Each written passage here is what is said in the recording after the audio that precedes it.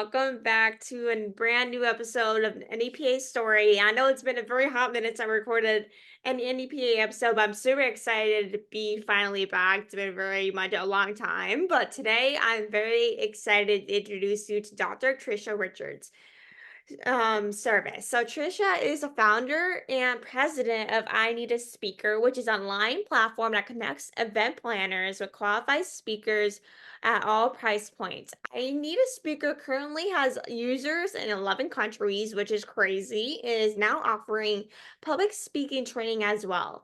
I have chatted with Tricia previously about I Need a Speaker, and it's such an amazing place for you to get booked for different events and speaking opportunities. But thank you so much, Tricia, for joining us today to chat about I Need a Speaker. I really appreciate you joining us today and taking the time.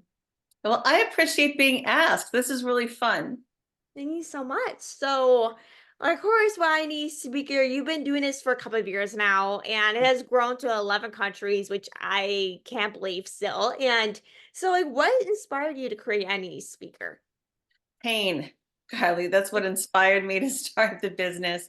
I have been a speaker, I've been an event planner, and I've also taught public presentation for over 20 years. But this one particular meeting set me off. It was about 4.5 years ago, and I was on a committee to plan a speaker event. We got around the table as committee members and started talking about who the speaker could be, knowing that we had $1,000 as our speaker fee. No one in our personal networks met the requirements that we wanted, but we knew that traditional speakers bureaus would cost at least $5,000 for the speaker fee alone, and then those bureaus add a third of the cost, roughly, for Mhm. their services. So it became cost prohibitive. We couldn't do it. And we were stuck in the middle.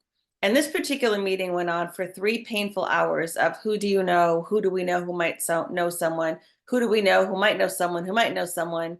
And it just was awful. And it went on way too long. I drove home, and by the time I pulled in my driveway, I knew that I wanted to start a business where anybody could find a qualified speaker at any price point. And so I built it.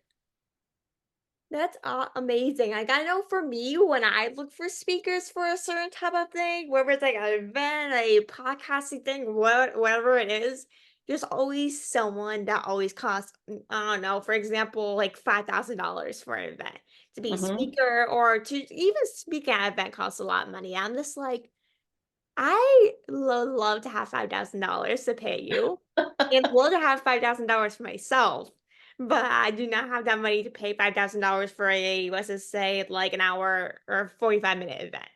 I'm like, I'd rather pay a couple $1,000s to go somewhere that I always wanted to dream of in visiting than paying Mhm. for a 35-minute thing. And it's like, how are we supposed to afford a speaker if it's costs $1,000 for this certain event, which is with an I Need a Speaker, it's such an amazing platform that I looked at this morning when I was researching it. And when I was looking to it, I'm like, okay, I love this thing. Like I need to join as soon as possible. As a speaker, well, upcoming, I should say. Like it's just I'd rather join an organization that's affordable to really everyone than not affordable to most people.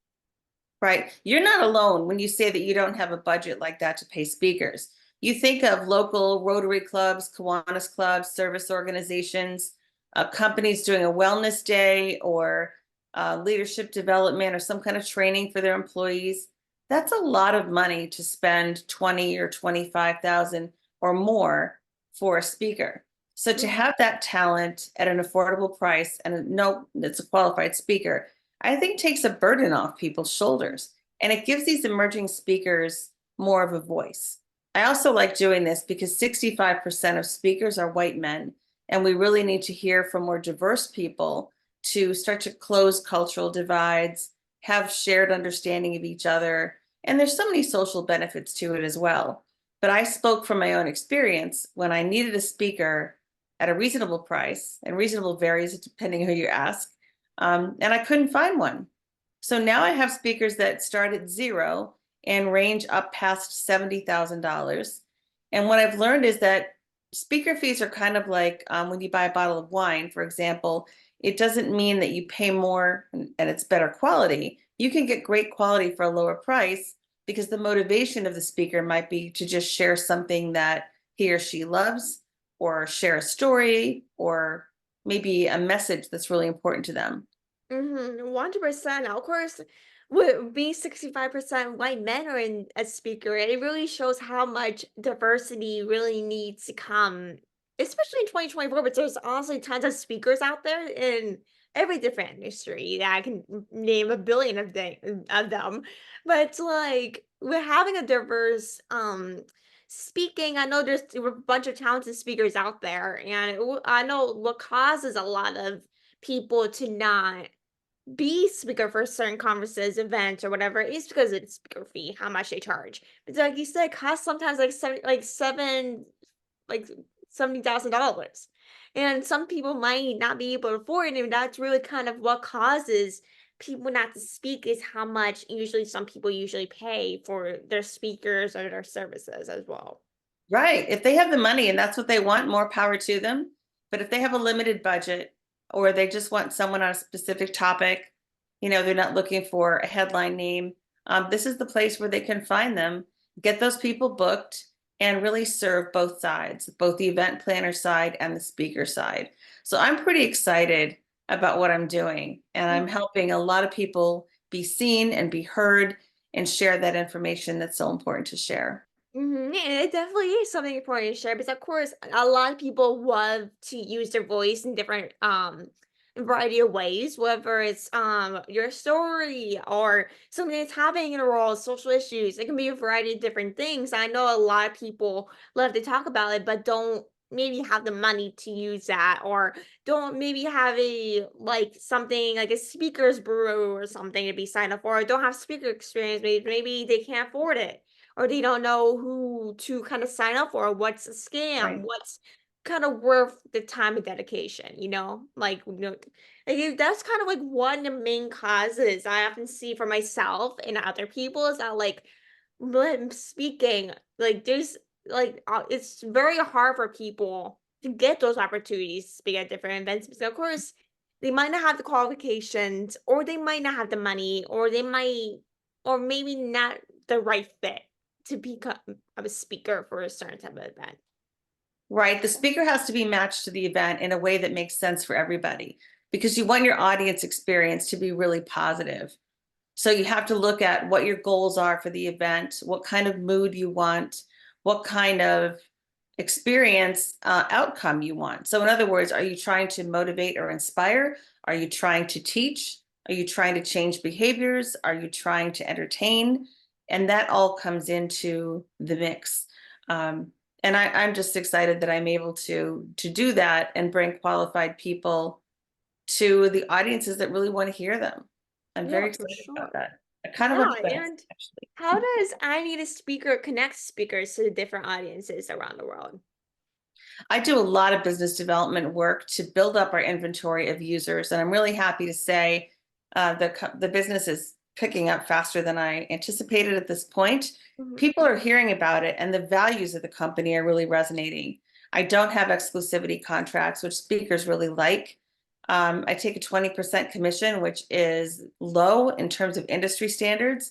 And I use my PR background to constantly promote my speakers to the people who are looking for them.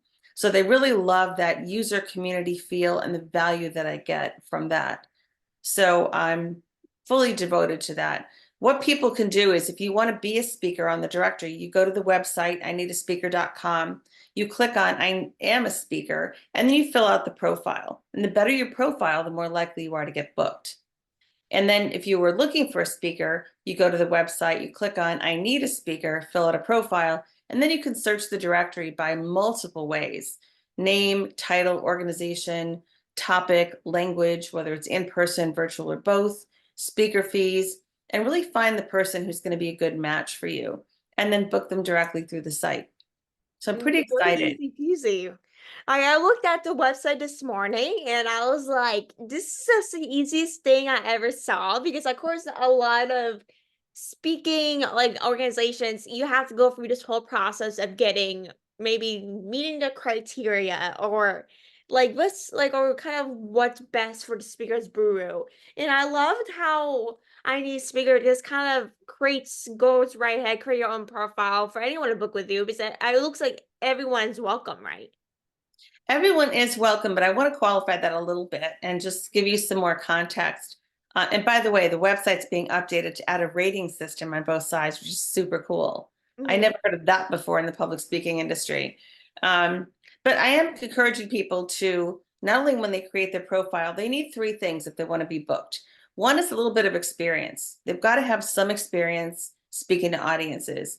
Another one is a speaker sheet. Some people call it a one sheet, which is kind of like a graphically designed resume talking about your area of expertise, your focus, your signature talk, your picture, how to contact you or how to contact I need a speaker to book you, and then a little bit about your credentials. So there might be a testimonial added as well, but it's kind of like a sell sheet for a speaker. And the third thing they need beside experience and a speaker sheet is a sizzle reel or a sample reel. And that's just a 4-minute clip, 4 to 5 minutes on average, where someone who's thinking about booking a speaker can click on that link and see a sample of them speaking to get a feel for how they're going to be in front of a group. Now, some people say to me, can I join the directory and not have those things? What if people just know my name? So if they were looking for you, Kylie, and they said, oh, there she is, and you didn't have the speaker sheet and reel, but they knew your work, they could still book you directly. So some people are choosing to do that because they're well known in their industry or their geographic region or both. But pretty much anyone can join, but it's the qualified speakers with those three things that are more likely to get booked and booked often. Definitely. Because I was actually thinking about that as you were saying those things is that like if you have basically add all those things like basically on the website, the more and better you get booked. Because if you don't add those things on the website, the less and less you get booked unless the people know who you are and what you do, like Exactly. you said. But what do people need to do to sign up for any speaker? It's so easy. Just go to the website, read about what we do, and then either choose what you want to do, be a speaker or be someone looking for a speaker. In that case, you would go in under organization. One tip, though, is that you cannot use the same email address for both sides of the service. So you'd have to use a different email account for the second one. But some people are speakers and they book other speakers for their workplace. So they like to have two accounts. Ooh, so basically, if you like have an account for us to say, like I'm a speaker at the event, and you want to become like person that books people, so you have to basically make two different accounts, right? Right. So if you wanted to be listed as a speaker to talk about podcasting or broadcasting or social media, you might sign up, for example, under your own speaker account. But if you were looking for podcast guests, you would create or an organization account, and then you could go in and search the directory and say who lives near me or who has these topics. And then you could find the speaker and negotiate whether they're going to be on your podcast. So it's Ooh, the same for events. You can do it the same way. ooh, I have to look that up after this interview. I'm now curious about that one now, And and I I have could to give you see custom where. recommendations if you like. Yes, and how does I Need a Speaker eliminate those obstacles, help share knowledge, and delight event planners while allowing users to contact your network of speakers directly? I am constantly looking for ways to add value to the experience. And that's why I want to add the rating system as well. I don't know of any other service for public speaking that has a rating system, but I want to make sure that it's in place so that people can either book or be booked with confidence.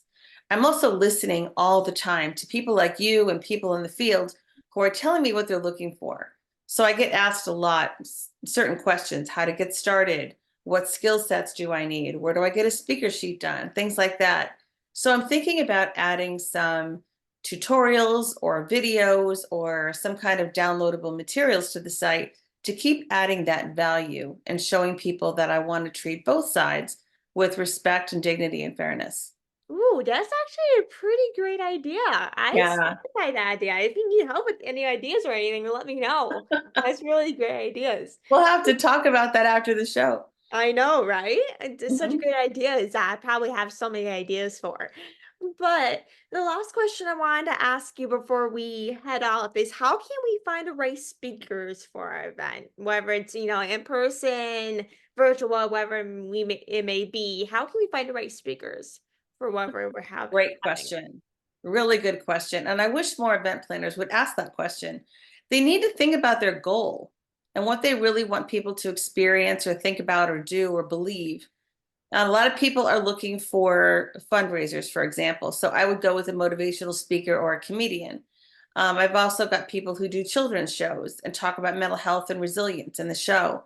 So things like that really suit a specific purpose. But for the companies that are doing an event for their sales team meeting or for their wellness days or professional development, what outcome do you really want?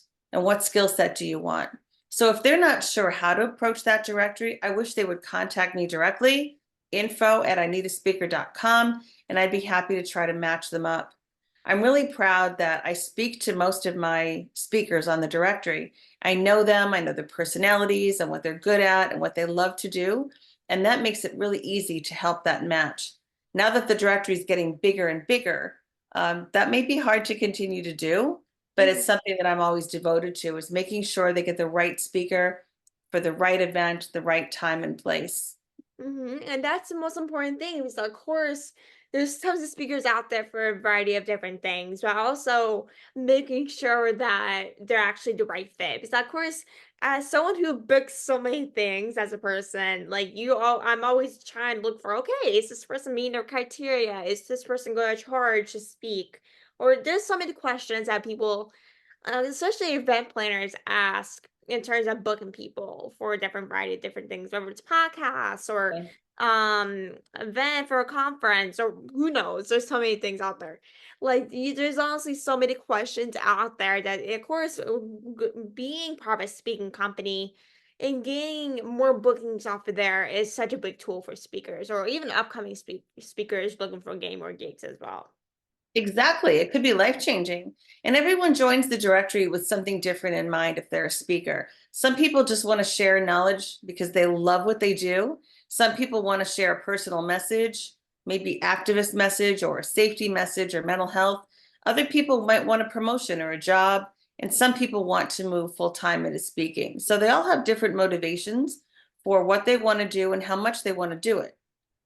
100%. And I think that is honestly the perfect way to wrap up this episode. I will make sure to put all your links below for everyone to check it out, your work out.